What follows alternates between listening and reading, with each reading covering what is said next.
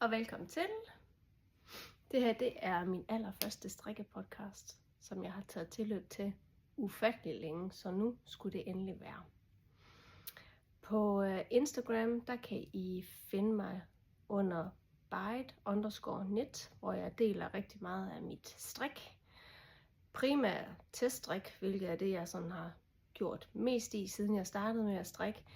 Men det her år, 2026, der vil jeg forsøge at strikke noget mere af alt det garn, som jeg har fra mit garnlager. Nu kigger jeg herover, det kan I ikke se, men jeg har rimelig meget i mit garnlager, som jeg rigtig godt kunne tænke mig at få strikket til nogle bluser, tørklæder osv. Mit navn det er Kiri, og pt. Der bor jeg i USA sammen med min familie, som er min mand og mine 2 børn og vores lille hund. Vi er bosat herovre for en periode på en 3-4 år, hvilket vi er rigtig glade for. Og når alt ude er lidt vildt, eller hvad man skal sige, så er jeg glad for, at jeg kan dykke ned i mit strik og sidde og fordybe mig i det. Men i dag, der tænker jeg, at jeg vil forsøge at lave en strikkepodcast, som tager udgangspunkt i, hvad jeg har fået af min pinde, noget strik fra skabet, fordi nu er det min første strik, så jeg har ikke sådan så meget færdig fra sidst strik, men jeg har alligevel en del i mit strikkeskab, som jeg godt kunne tænke mig også at vise frem. Og så har jeg lidt garn liggende til nogle nye projekter, som jeg godt kunne tænke mig at komme i gang med. Og så selvfølgelig det, jeg også har på. Så skål, og man kan sige det, jeg har lavet mig en kop cappuccino. Og jeg håber også, I har noget lækkert i koppen eller i glasset. Og eventuelt noget strik eller andet kreativt mellem hænderne. Så lad os komme i gang. Jeg tror, jeg vil starte med det, jeg har på. Det er en strik, som jeg strikkede sidste år. Men jeg har strikket rigtig meget til strik sidste år. Og det her, det var en af dem. Det er en strik fra Mine Glæder, en norsk strikkedesigner. Og det er i garn fra gepardgarn. Så I kan se her, så går snogningerne hele vejen ned over ryggen. Og mødes heroppe på skulderen. Og går hele vejen ned foran, og det samme gælder sig herover også, hvor de går hver sin vej. Den her, den er strikket i 1 tråd Purlana, sammen med 1 tråd Kitseta. Og nu har jeg ikke lige farvekoden på mig, men den er Bordeaux. Og som I kan se, så er der sådan nogle fibre, man kan se ovenover. Den er virkelig dejlig varm at have på. Og nu er jeg ikke uldsart, så jeg synes ikke, den krasser. Jeg synes, den her Purlana, den er skøn, og deres Kitseta er også virkelig dejlig. Så en rigtig lækker kombination. Godt. Så har jeg lidt liggende fra mit skab af, som jeg godt kunne tænke mig at vise jer. Det er også nogle teststrik. Min plan for 2026 er at komme til at strikke lidt af det, som jeg virkelig godt kunne tænke mig at, ikke af egen vilje, men i hvert fald noget, som jeg selv har kigget længe efter på nettet, nogle strikbluser, som jeg godt kunne tænke mig at bruge i noget af alt mit garn, jeg har liggende på mit garnlager. Så mindre teststrik og noget, som jeg selv ikke, nu lyder det også forkert at sige, selv har lyst til, men noget, som jeg godt kunne tænke mig, nogle strikkemodeller, som jeg har kigget længe på, nu skal det være i år, der skal jeg strikke det. Godt, men jeg kan prøve at vise jer den sidste nye, jeg har fået af min pinde. Det er den her fine sag her. Den her. Den er fra Refine Knitwear, som er en del af Især Archive 2, som er strikket. Jeg har strikket den på retsiden, og så vender man den om, så den er vrang på ydersiden. Og så er der det her fine mønster her foran. Og så skulderkonstruktionen, der går helt herud. Rigtig fin. Det er en tråd trio, sammen med 1 tråd af deres silk mohair. Den er jeg rigtig glad for. Den kommer også i kjoleudgave. Hun har udgivet opskriften på nettet, så man kan købe den derinde, og så kan man både strikke den i kjole og i bluse. Jeg har valgt, og den hedder, jeg skal måske lige huske at sige, den hedder Lucia Blouse og Lucia Dress for kjolen. Rigtig fin. Det er den, der lige for nylig er blevet færdig. Jeg må altså undskylde, hvis jeg kigger sådan lidt op og ned, og jeg ved ikke helt, hvilken vej jeg skal kigge, fordi nu er det tydeligvis det første gang, jeg filmer mig selv, og det er i sig selv meget mærkeligt at sidde og tale ind i et kamera. Til jer, som også har været der engang, forstår, hvordan det føles. Så jeg prøver at kigge så vidt muligt ind i kameralinsen, og ikke på mig selv. Godt. For lige at hoppe videre, nu har jeg taget 2 strik med fra skabet. 2, som jeg virkelig også er glad for, at jeg har strikket. Den ene her er også fra Refined Knitwear, men som ikke er vasket endnu. Så maskebilledet kommer til at lægge sig lidt anderledes, når det er, at den bliver vasket. Men det er simpelthen den her slå om strik fra Refined Knitwear i det, der hedder dobbelt perlestrik. Så I ligesom kan fornemme det her.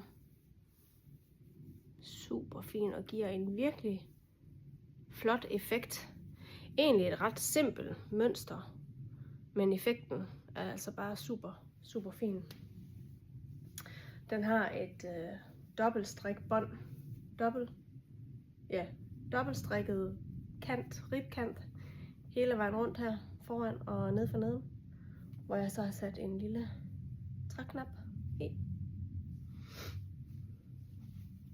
Den er jeg virkelig glad for, og den skal virkelig også snart til at tages i brug.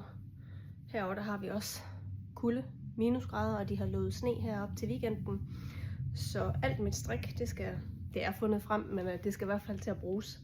Så den her, den skal snart lige skylles op, så jeg kan få den brugt. Det var den ene fra skabet af, og den er strikket i deres Recycle Merino sammen med en tråd silk mohair.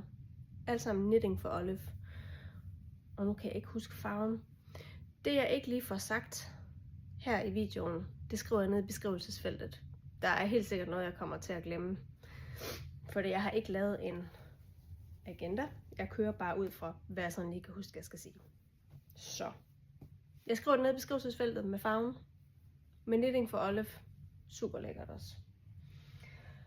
Så har jeg en anden rigtig dejlig varm sag med. I kan se, at den ligger herovre. Det er også en teststrik fra designeren, der kalder sig Skabagtig, Katrine Bødker, inde på Instagram. Det er hendes anden udgave af den, der hedder Skakmat, og den her, det er Raglan sweateren. Den første, hun lavede, den er med et rundt bærestykke, som også er super flot. Og jeg tror faktisk egentlig også, at det er samme garn, som den, jeg har fået lov til at teststrikke. Jeg har valgt at melde mig på, eller hvad man skal sige. Jeg var så heldig at få lov til at strikke den her i Raglan-mønstret. Som I kan se, så ligger Raglan-mønstret lige så fint hernede af. Den her Raglan en her, den ser sådan her ud. Som I kan se her. Det ligger simpelthen så fint. Og man kan sige, at mønstret, det ser meget avanceret ud. Men det er faktisk i virkeligheden ikke særlig svært, når man først lige får det lært, som man siger. Men når man først lige har lavet de første par pinde, så er det faktisk meget nemt at lave det her. Den her, den er strikket i en tråd puno fra Gepard. Super lækker blød. Virkelig dejlig blød. Og så synes jeg bare, det er rigtig lækkert at så strikke i en tråd nogle gange. Det kan altså virkelig også noget. Jeg kan også godt lide at strikke i flere tråde ad gangen, men bare én tråd, det er altså virkelig rart. Så den her, den er virkelig også skøn. Jeg har strikket den i en small, og den er sådan lidt boxy, hvis man kan se det. Er sådan lidt oversize i det, og det kan jeg virkelig godt lide, at den er også rigtig lækker. Dejlig varm. Det var den anden yndlingsstrik fra skabet. Skal vi lige tage en slurk af den her. Skål.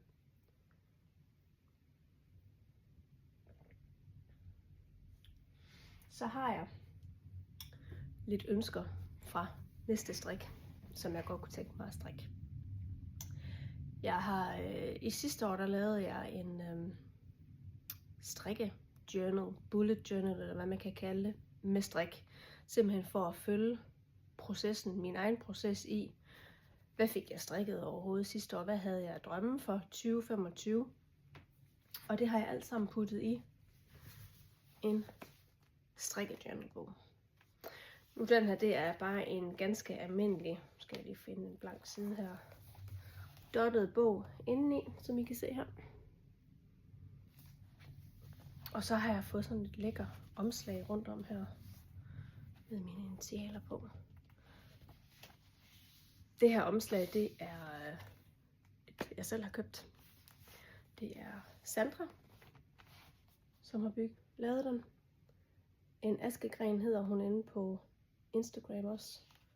Jeg har også hendes strikkeetui i selv samme læder. Jeg kan virkelig godt lide det. Det får sådan en lækker patina med tiden. Jeg kan se, at forsiden den er lige lidt mere mørkere end bagsiden. Jeg skulle huske at vente den om en gang imellem, så den også bliver lidt heromme.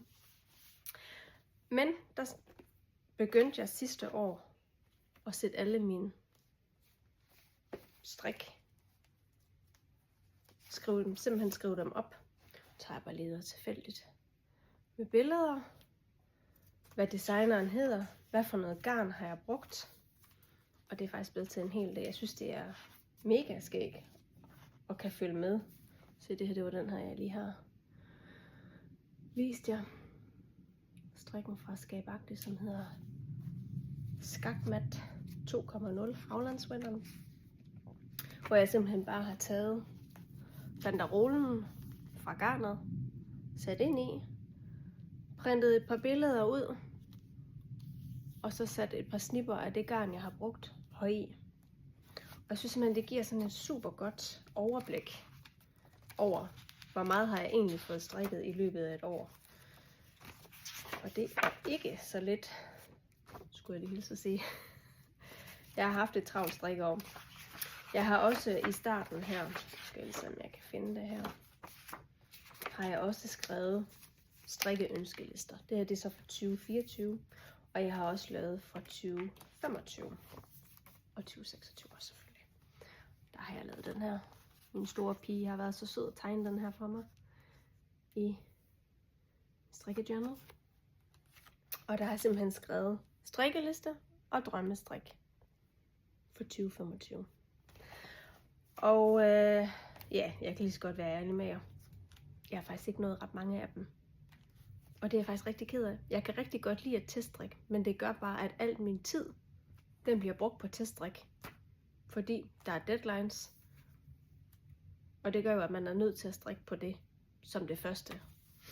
Og så har jeg bare ikke nået. At strikke det.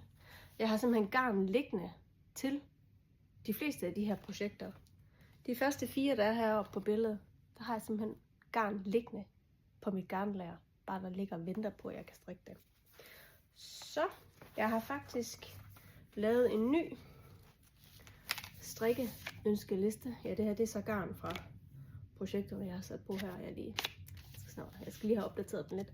Men der har jeg simpelthen skrevet strikkedrømme i 2026 med garn fra lageret. For det er virkelig noget, jeg virkelig godt kunne tænke mig at gøre noget mere i. Stadigvæk også teststrik, men primært strik med noget af alt det garn, jeg har fra mit lager. Det er noget, jeg har haft med, da vi flyttede herover for 1,5 år siden. Og som jeg har gået og samlet, mens vi også boede i Danmark. Så meget af garnet er 4-5 år gammel. Så jeg kunne også godt tænke mig at få strikket noget af det, i stedet for at det bare ligger og kigger på mig og venter. Så noget af det, jeg er begyndt med min Inge sweater fra Lene Holme Samsø. Hvis I følger mig inde på Instagram, så kan I se, at jeg allerede har lagt et billede op, hvor jeg kun lige er kun lavet ribkanten af den. Men altså, bedre sent end aldrig, og nu er jeg begyndt på den. Så har jeg også nogle forskellige andre. Jeg har både noget fra Petit Knit, og jeg har noget fra Other Loops. Og så har jeg også en Winter Chunky Jacket. Og det er noget, der er strikket i garn fra gepardgarn af. Og det kunne jeg faktisk også rigtig godt tænke mig at vise jer. Så jeg finder det lige her, jeg kan lige se, at det ligger her. De 2 sekunder.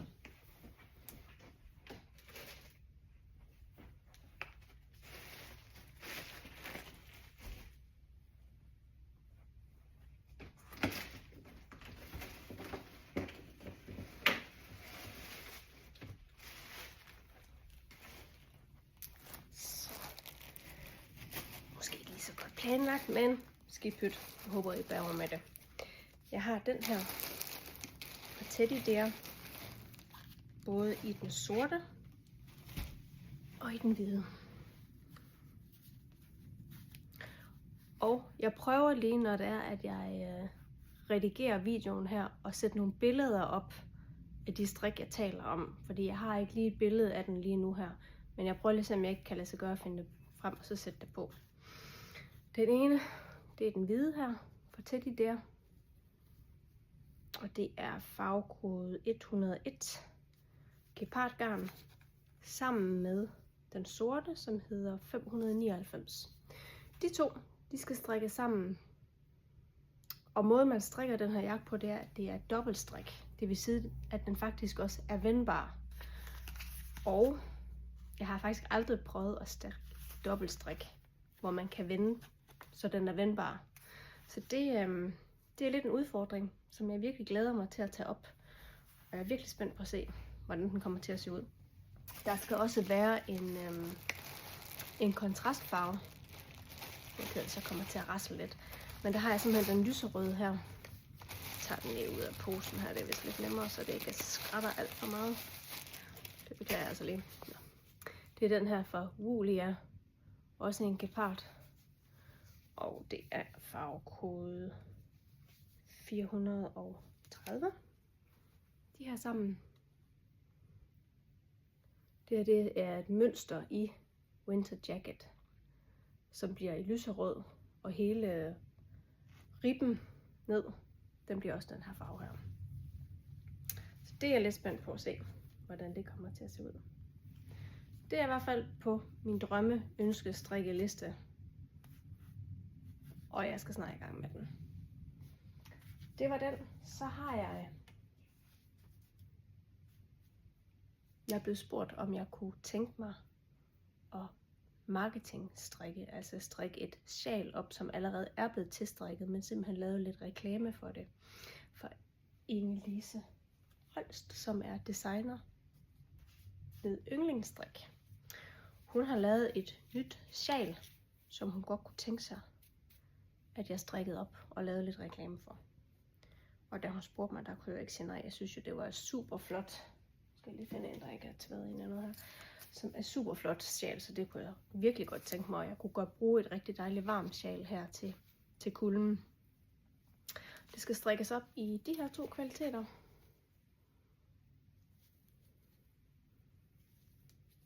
Den ene er yndling nummer 1. Et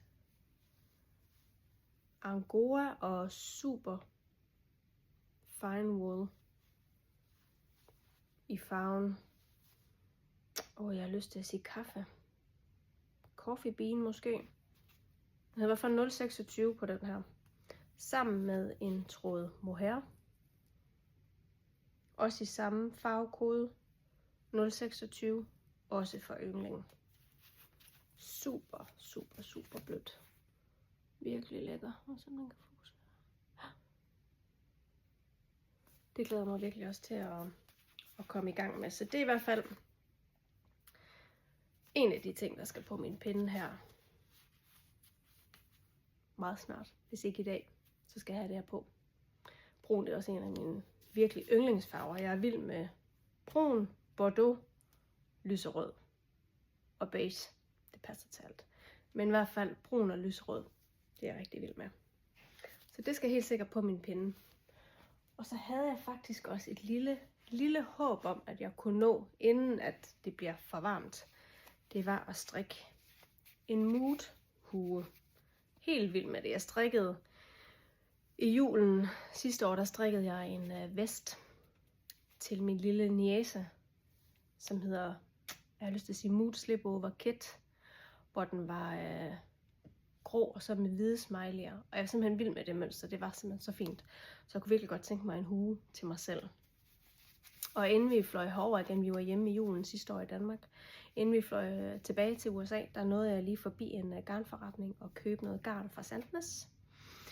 Det er det her babyuld lanet. Jeg tror det var de løse ender, jeg havde set, at Marete og Helle, hvis ikke det var, jeg tror faktisk det var Marete, der havde strikket en til hendes barnebarn i det her garn her også. Og det er bare super blødt. Jeg tror ikke. Nej, jeg kunne ikke forestille mig, at det er noget, der stikker. Der er ikke noget værre end at have en hue på, hvor det stikker, og man klør sig hele tiden. Men jeg fandt den her farve her. Og det er farvekode 3082 sammen med den her farve, som hedder 4043. Det er de her to her. Jeg har ikke helt besluttet mig endnu, hvad for en der skal være bundfarven. Jeg kan ikke helt finde ud af, om det skal være den her, og så smileyerne skal være den her farve her primært. Hvad der lige er, hvad der er bedst, og hvad man mest kan se. Så smid gerne en kommentar i kommentarsporet i feltet, om hvad du synes. Ja. Eller om det bliver for utydeligt. Jeg er bare vild med farverne. Igen, yndlingsfarver. Så det kunne jeg også godt tænke mig at få på min pinde snart. Godt. Jeg tror faktisk, at jeg har været omkring. Jeg håber ikke, at det er gået alt for hurtigt. Sådan er det nogle gange, når jeg bliver nervøs, at jeg taler lidt for hurtigt, og jeg måske har strøget lidt for hurtigt over tingene. Men jeg håber, det går, og jeg håber, at I har kunne lide det, I har set indtil videre, og at I må meget gerne like min video, hvis der I kan lide det, fordi det giver mig også sådan lidt en indikation om det er noget, jeg skal fortsætte med, eller om jeg bare skal sige, at det var bare det ene afsnit, og så er jeg bare bedst med bare at tage billeder og lægge op på Instagram. Men skriv gerne i kommentarsporet, og endelig subscribe på min kanal, så jeg ligesom får sådan en fornemmelse af, om det er noget, I godt kunne tænke jer at se mere af. Jeg synes i hvert fald, det har været okay at springe ud i det. Ja, det har det faktisk. Så jeg håber selvfølgelig, at jeg har mod på mere, og I har lyst til at se mere. Men jeg tror, jeg vil sige, det var det fra nu, og at jeg håber, at I får strikket en masse lækker strik derude, og jeg glæder mig til at se, hvad I synes om afsnittet. Kan I have det godt derude? Hej hej!